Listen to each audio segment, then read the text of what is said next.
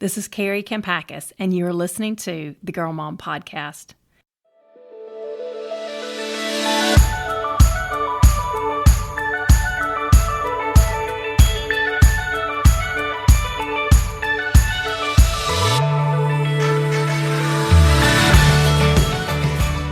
Today on the show, I have Kim Anderson, a Nashville counselor, back on to talk about parenting kids who have left the nest. A while back, I saw an Instagram post asking parents what they believed was the hardest season of parenting, and I was surprised that a large majority of parents said that young adults between the ages of 18 and 22 were their hardest season yet. In most states, our kids become legal adults at age 18, and while they still need us in many ways, this is also the season where we really begin to parent with more influence than control. As our kids leave home and create a life of their own, they don't always do what we want them to do or make choices that we agree with. And while we certainly retain the right to bring them back home if they go off the rails, especially if we're paying for their education or funding their lifestyle, we also have to give them the space and the freedom to learn some life lessons the hard way. It's a tricky dance that nobody gives you a manual for, and Kim and I are going to toss around some ideas based on what we've learned in our 20-plus years of parenting. While Kim is officially an empty nester with 2 kids now at Auburn, I'm halfway there with 2 kids in college and 2 kids still at home. Wherever you are in your journey, I hope we encourage you and help you find strategies that work for you and your family. I'm also thrilled to announce that Kim and I recently opened the doors to our new retreat for moms of teenagers. Called Moms of Impact, Becoming the Most Influential Voice in Your Teenager's Life. This retreat will take place October 25th and 26th in Nashville, Tennessee, and we'd love for you to join us for an in-depth experience of learning to become the strong mom, mentor, and life coach that your teenager needs. Find the link to this retreat in the show notes and use the code Nashville to get $200 off your ticket price. This discount is only available for a limited time, so get your ticket now. If you enjoy this podcast, please leave a 5-star review wherever you listen and share this episode with friends. Thanks for tuning in and enjoy the show. Welcome back, Kim. This is a topic that I'm sure is very near and dear to your heart since you just dropped off your youngest son at Auburn this past August. It is. It's hard to believe it. I don't know how we got here so quickly. Oh, I know. It's going to make me sad. I know that they're ready and you're in a way ready by the time it happens, but It just goes by so fast. Yeah. And that's what we want, right? We want our kids to be ready. We want them to be ready to fly into the world with confidence when they get to that point. We don't want to clip their wings, so it's a beautiful thing, but it is definitely an adjustment. Yeah. Well, what would you tell the parents coming up behind you about what do you wish you had known, 6 months ago that you know now? Mm-hmm. Well, I think one of the first things that comes to mind is just how important it is to be clear about boundaries and expectations. Okay. Right? It's so easy to get caught up in the excitement of our child's next chapter that we actually forget to communicate what boundaries look like. And so it's so helpful when we're clear and we can set the expectations of what that's going to look like on the front end, especially if we're the ones paying for college, right? Right. So if you're funding your child's schooling, I really recommend creating a contract with them, explaining that you'll pay for school as long as they maintain a certain GPA, right? A reasonable GPA. And if they fall below said GPA, then they can pay for school, right? That's good. And so just setting those boundaries so that it's clean and that emotions are removed from it. Because once they're gone, it's harder to backtrack into those certain circumstances. Yeah, and that actually might give them a framework for when they are making their choices. Like, okay, well, maybe I shouldn't go out Tuesday, Wednesday, and Thursday night. Exactly. If I make a B in this class, or if I don't, if I don't get a good grade in this class, then my parents are going to stop funding my education. Yeah, and I think so often we just get so caught up in everything that it takes to get there, right? Mm-hmm. Before you bring them there, especially if you have a son and they don't like to do their own shopping, you're getting all the things for the dorm room. You're trying to navigate what it's going to look like. And if you have a daughter, you're trying to likely match, bedding, and you're thinking about, closet space and maybe an emergency kit, but you're not actually thinking about how are they going to get food and do they have enough money on their dining program that they need, and how is, what things do they need to be successful in college? Yes, and I think money management is huge. And that's one thing that Harry, I'm very appreciative that he does that. He gives them, Ella and Sophie, both a set amount each month. Not that he can't give them more, but they have to come ask for more, and he's not going to just like randomly give it. Like they've got to tell them, well, what did you do with the money that you had for this month, or what do you need this money for? And it's a life lesson. I mean, it's teaching them to be mindful and cognizant, because one day they will be paying for their own lifestyle. And so I think we're doing our kids a favor when we do teach them to like be mindful of these purchases that they're making. Well, it's really good to set those, the boundaries to force them to budget, right? To force them to manage their time, right? I was on a Facebook group, and one of the parents said, I'm so glad that Auburn has a laundry service, because that's one less thing that my son is going to have to worry about when he's in college. And I'm thinking, no, that's what he needs to do, right? Is to have those life skills so that he comes out of college and he's able to do his own laundry. Right. That's going to be a problem somewhere. We want our kids to hit those little roadblocks. We want it to be a little bit uncomfortable for them so that they can develop those life skills. Yes. And one time, Harry used to work with a guy that he was in the beer business with him, and he would always talk about how you got to inspect what you expect.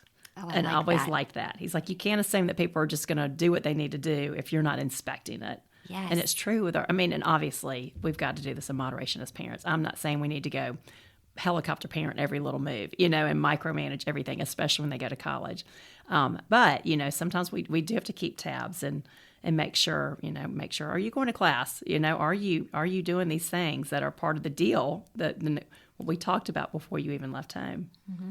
Right. And if college is the path that your child's going on, not everybody goes on that path, but if that is the path, then, they need to, it is a privilege. And if they abuse their freedom, then they can lose that privilege. And again, I see so many parents who are trying to micromanage what their children are doing at college. And my philosophy is, if you're having to micromanage what your kids are doing at college, then they shouldn't be there. Right. If you don't trust that they can navigate it, then they're not ready. Then they need a gap year. They need a little bit of time. And so they need that responsibility to be able to work through overcoming obstacles and figuring out how to get to the other side of the bumps. Yes. And just know that God works in all of it. That I'm thinking of a mom, she was once telling me that her son, he grew up in Birmingham, and she's like, he was just a social kid. He was one of those kids, he knew kids at all the high schools in town. He's very social, very extroverted. And he wanted to go to a university that was known to be a party school. And she was like, I don't think you're ready for that. But she's like, you know what? I will let you test it out. I will let you go to a community college in that town. And if you prove yourself, then we'll look at you going to the bigger college. And so she said within 6 weeks, he got a DUI. And, at the same time, she was going through a ugly divorce with his father, and he was an alcoholic. And she just she's like, you're on the same track as your dad was. And so she was like, it was really hard, but she brought him home. She made him come home and get work. And he was not happy about it. And actually, I think she was well divorced by this point, because she was dating a guy who was in the painting business. And so her son went to go work for her boyfriend, and he hated it at first. But then after a few months, he realized he kind of enjoyed it and he was kind of good at it. So he ended up starting his own painting business. He went back to school, met this beautiful girl. Anyway, met all of his best friends, ended up having like several crews by the time he graduated, Anyway, met this girl, married her, very happy. They moved. They live in Florida now, and he has I think his business has 15 painting crews. Wow. And so I think that's such a great testimony for parents. That started with a DUI, that started. But, think about how different his life would have looked if they didn't bring him home, if she just let him do exactly what he wanted and didn't put boundaries and expectations on him, because it's hard to be the bad guy. It is.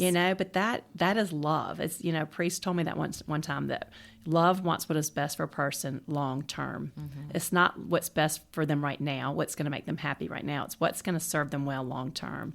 And God bless that decision, and I think that, I'm not saying it always ends up with a tidy red bow like that, right? But that is just an example of how, if they do go off the rails or something happens, if we're making sound decisions as parents, God can still work with that situation. Well, we want them to learn learn from natural consequences. Mm-hmm. And so, for instance, if our son Luke doesn't wash his laundry, he's not going to have anything to wear. Right.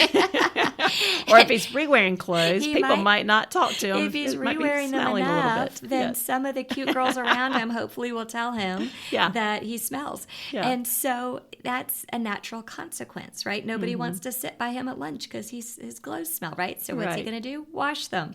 I'm not saying that happened. Right. But the natural consequences are what actually grow our kids up. We can only take them so far in the house. And that's why we want them to launch into the world and have these experiences where they're paying for their own things, right? They're managing their grades. They're managing their, the amount of time that they go out and socialize. And they're learning how to be committed to what's in front of them. Yes, I love that. And I completely agree. And then the second thing we talked about is our kids leave home. And really, this is just our changing role as parents. That how you parent a 5-year-old is different than how you parent a 15-year-old, is different than how you parent a 20-year-old or 25-year-old. But, our role as parents really changes over time. And when our kids are little, they need a cop. And then as they get to be in the tween and teen years, they need a coach. And then as they leave home, they need a consultant. And this is assuming that they're making, good choices. But our role is really, as they go to college, that's one of the primary things we do, as we talked about in an earlier podcast, is being that consultant for them. So let's talk about what that looks like. Like, how can you, what does a mom do if her daughter's not coming to her for advice, if they don't want to be consulted? Mm-hmm. How do you try to step into that role or show your child that you're capable of doing that for them, helping them in that way? Mm-hmm. Well, the more that we can tap into what we always talk about, the safe parent, right? The bigger, stronger, kinder, wiser parent, the more they're going to come to us. And so typically, the more we helicopter, the more we want to calm our own anxiety because we're feeling anxious about the choices they're making or friends they're hanging out with. The more that we do that, the more we're going to push them to other people. Right. And so while it is hard, the less we can speak into our fears, the better our relationship will be with them. One of the things that we did with both of our children was really emphasize putting them around wise people, right? Whether it be youth leaders or teachers or family friends, we surrounded them with wise people so that if they're not coming to us, they have other people to go to. But again, the safer that we are, the less judgmental we are, the less micromanaging they are, then they're going to come to us and not to others. Yes. Some of the questions that I used in Love Her Well book that I think can help us be consultants for our children, just to start the conversation. And like I said, they might not respond, but it's just to try to walk into that role. But, say a problem happens or they're dealing with something, we can ask questions like, okay, well, how will you handle that? Or, okay, looking back, how would you do that differently? If they did make a mistake, that's a great question to ask. Like, you messed up big time, but looking back, what would you do differently? Another one that's a good thing we can ask them is, what will your recovery be? And this might be maybe their girlfriend broke up with them or their boyfriend broke up with them or they got rejected or they didn't make an organization that they wanted to be in, whatever it is. Like, what will your recovery be? Like, hard things are going to happen. This is a part of life, but how are you going to bounce back? How are you going to try to show some resilience in this situation? What will your recovery be? And focus on what they can do moving forward. Some other questions we can ask is, what do you need to make that decision? Another question we can ask, and I think this is big for college students, is to say, how can I pray for you? And I got this tip from my sister-in-law, Renee. She would do it for her daughter, but if her daughter was nervous about a certain test, then she would say, okay, what time is that class? And so she would set her alarm for 12 o'clock. And right when that alarm went off, she would be praying for her daughter as she was taking that test. And I think it's those small things like that really can help us get a foot in the door with our young adults and still be engaged in their lives in a way that's helpful and beneficial, but not overbearing. And one of the things that we can do as well, these are great questions, and in addition is just reflecting back to them what they're saying, right? They don't need us to fix it. We want to jump in because we feel nervous.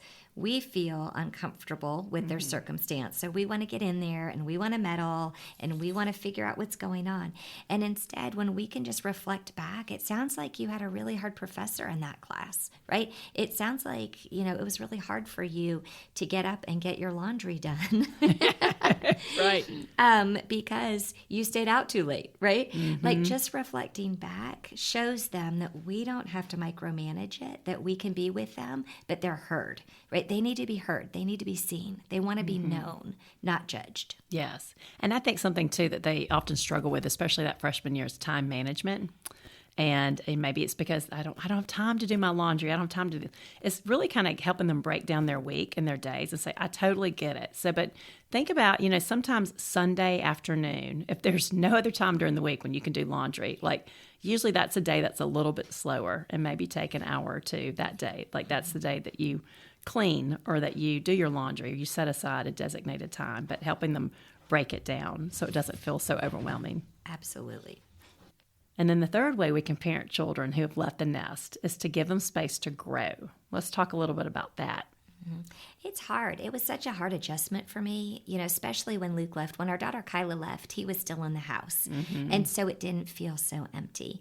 And when Luke left, it just felt so quiet and so bare. And it was hard for me to give him that space to grow, right? And I know how to do this. I coach people on how to do it, right? And I'm calling and, I'm just wanting to know, like, who are your new friends? Right. What did you eat today for lunch? And he's a teen of few words and did not share a lot, which made it even harder. And so that's my work to do, right? My work is to let the rope out and let him grow and let him be in it. And so when I hear parents, I'm not saying I didn't do this initially, but when I hear parents, calling multiple times a day, calling every day even, wanting to FaceTime and be in their lives, that doesn't give them space to grow. And so I really do recommend ideally like a once a week check-in, like, hey, can we just do a check-in once a week? And a check-in can go a little bit longer. That I'm going to go a little bit deeper so that I know you're alive and that you're doing your laundry. And in that, like exuding joy for them and, like delighting in them. That's what they need. And so we, with our kids, we always said, you came out of the womb and, imagine there was a rope around you. And then every year, we just let it out more and more and more. And sometimes we have to pull it back in, right? If something happens that makes us go, okay, we're going to pull it in. And then we let it out again. And then we pull it in and we let it out. And now you're leaving. We're cutting the rope, right? Yeah. You're flying. But we're here to cheer you on. We delight in you. We love you. We are for you. But please let us in a little bit. Yes.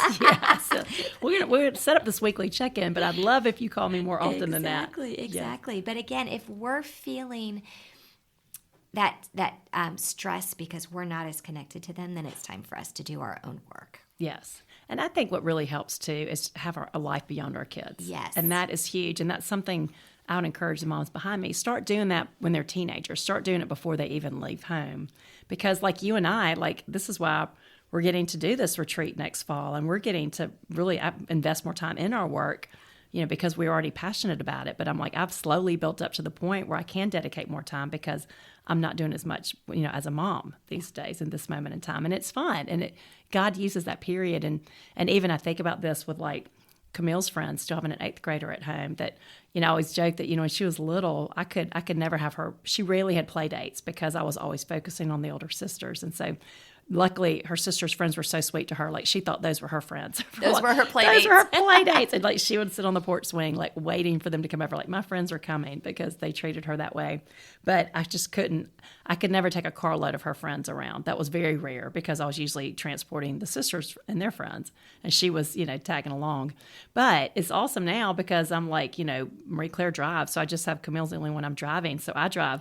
That's usually my duties after football games. I drive all of them home and I don't mind it. I'm like, I get 2 more years of this. And I didn't get to do it when she was little. And to me, they come over. We live near the junior high. So a lot of times they're here after school. They come over every morning before school. And it's helped fill that void in my house. It's just put that noise. And so my philosophy is like, you know what? Love the one you're with. Like when your kids leave home, be present. And so instead of sitting there focusing on like being sad every night because you don't have 4 kids at the dinner table, like, okay, like I get more one-on-one time with the 2 that are left at home, or my husband and I are getting more time to invest in our marriage. Like, I just think that's so much of a healthier way to go. And that way we're finding joy in our life that we truly can be excited for our child too. And then of course, when they're all home, we're even happier than when everybody's in different places. Yeah, and just filling it with things that we didn't get to do before in our marriage and in our life has been such a gift. We bought Auburn football tickets, and we've become SEC fans. We didn't know the SEC really well before, so it's been fun. But one thing I always like to touch on with parents too is this GPS, Life 360, Find My Phone tracking, because we did not have that when we were in college. So our parents couldn't track our every move and call us and say, "Why are you still out at 2 a.m? You need to get home." And so if we're helicoptering our kids and we're aware of their every move, then they don't have room to grow, right? They don't we're clipping their wings. And so, I have mixed feelings on this. I don't love keeping kids on Life 360. But a lot of people do for safety reasons. And I understand that because I think it's important. It is nice to know if something did happen, we'd be able to track them. I encourage that for parents who aren't addicted to checking on their child's location every minute of the day. Yes. Well, you can drive yourself nuts, checking it if you're just trying to monitor every little move. Yes. And then you're projecting stories in your head. And then you're following up, and your kids know Mom has no life at home because she's following me around all day long, right? Right. But I will say, having daughters, like, I like Life 360. Like, I do keep it, but I'm like, I want to know where you are. And I like to know when you're back in your dorm room or you're back at your house. Like, or if Ella goes to a Young Life meeting, but she's calls me at 9:30. She's on her way home. I'm like, okay, well, I want to make sure you get home, just so it is, I use it for that purpose. But I totally understand. I think there's, different philosophies on that. And you definitely can make yourself crazy with it. And so there has to be definitely that moderation. Well, there is such safety in the gift of it. The gift with everything with technology, right? There's a blessing and a curse, right? And so the blessing of Instagram is that we get to see people's lives. The curse is we also see when we're left out of their lives, right? And so it's the same thing with tracking and with GPS. It's wonderful when we know that our kids are safe, or if God forbid something happened, we'd be able to have access to that data, as long as we're not becoming over aware of every step of their life. And we just have to know internally if that's who we are or not. And I do think, and you're raising a good point too here, because I think that one way we lose that relationship is if that's every conversation that is about, well, why did you stay out to this? Why did you do this? If it's all about accusation and the guilt, that's not going to want them to make them call you or come home. Like, we want our conversations to be joyful as often as possible. Not that you don't have some serious conversations or ask some of the hard questions, but if that's every conversation, they're going to tune us out. Yeah, and we want them to navigate and deal with hard things, right? This is where they learn those life skills. So not everything's going to go their way. Not every class schedule is going to be perfect for them. Not every roommate's going to be a good fit. Not every teacher's going to be fair. But they can learn to handle these hard things without Mom and Dad there to fix it. Yeah, that's great. Okay, and then the last one, and this is something that every mom, it touches on the third point, but every mom needs more of in their life, especially when you've been parenting a long time, is just to have more joy in your personal life. Yeah, they need to see us happy. They need to see us thriving in a world where they're not the center of our universe. Yes. Right? If they're the center of our universe, then it is extreme pressure on them. It's too much pressure on them. They don't want that pressure. They want us to have hobbies. They want us to have jobs. They want us to have friends. Yes. I went walking with a friend about a year ago, and she was talking about that, how the holidays are so hard. She's like, I hate going home, because I was like, is your mom difficult? She's like, no, she loves me, but it's to the point that she can't be happy if I'm not there. And it's so much pressure. And she's a counselor, so she knows. Yeah, she knows a lot about healthy and unhealthy relationships. But I do think too, I have a daughter, my oldest daughters, they have a lot of friends whose parents are now empty nesters. And one of them was saying, I guess it was this past summer, that I thought was cute, that she was listening to a few of her friends whose parents are empty nesters. They were talking about how it has been so fun for them to see their parents' marriage get stronger since they've left home. They're like, my parents are like lovebirds. Like, they have all these inside jokes and they go on all these dates. And the children were bragging about it. Like, they loved seeing that. And so I think that's such a good example. If you're not married, that doesn't mean your kids are not going to see you happy, because they can see you having fun with your friends or getting really passionate about your work. But whatever it is, have something in your life that's bringing you joy beyond your family. and know that it's, it's not depriving your family, that's something that's good for your children to see. Yes. Yeah. We don't want to clip their wings. We want them to fly, and they can't fly if we're making it all about us. Oh, that's so good. Well, any final words that you would give to a mom who is still in that transition period? Like, I know, I've heard this. I got this advice one time. They said, when you drop off your last kid at college, do not go straight home to go on a trip. And I'm like, hey, you better remember that, because we are not going straight home. You're going to take me somewhere. We did. We actually circumstantially had a trip. We went to Ireland, and it was wonderful because it pulled me, we were in another country, right? And it pulled me out of worry, of all the things that I would normally ruminate on. And so I would say, again, invest in what's around you. Find your purpose, right? Because as moms, we lose our purpose in life when we're so focused on our kids as we're raising them, and then they leave. And it's easy to think, who am I? What do I want in this life? And what am I even here for? And so God has a purpose for your life. And if you don't know what it is, I encourage you to push up your sleeves, work with a therapist, work with a coach, somebody to help you get on track for what it is that you're uniquely wired and created to do. Yes, exactly. And I can say in the work that I do, these kids need so many loving influences in their life. I'm like, bring in the troops, because they are struggling. And so I love it when I see grandparents or just mentors or people whose kids have left home and they have that time, but yet they have a mother's heart. That's your superpower. You've been parenting kids for 20 years. Don't waste that. Even if you're not using it directly for your family today, go share that with a mom behind you. Go lead a Bible study. Go do something to build up that next generation, whether it's the next generation of kids or the next generation of moms, because they need it. And so, we have one of our schools here, I think I mentioned before, that at the elementary schools, that they're moms that typically lead the Bible studies from first grade through sixth grade. And it's usually the same mom who stays with the girls. Well, one of our schools, Brookwood Forest, they get grandmothers to lead it. Yeah. And I love it. I'm like, that is genius, because 1, they have more time. Yep. 2, they have more wisdom. 3, it gives them a sense of purpose, giving back. They're getting to know these kids, and how cool is that to have somebody's grandmother leading it? And it's just a different perspective. And I just think that's so important for us to know that we're going to have that transition period and feel like, what is my purpose? But there are so many, the options are endless of what we can do to use our talents and our mother's heart in new ways. I say parlay it in a new direction when your kids leave home, and don't let it go to waste. Yeah, you have a gift. What is it? Show up and use it, because the world needs you. Definitely. Okay, Kim, I love this conversation as always, and thank you again for coming on. Thanks for having me.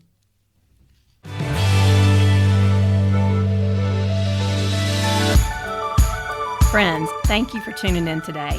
I am so grateful to have you here. And if you enjoyed this show, please subscribe wherever you listen and leave a ratings or review so that other people can find these messages too.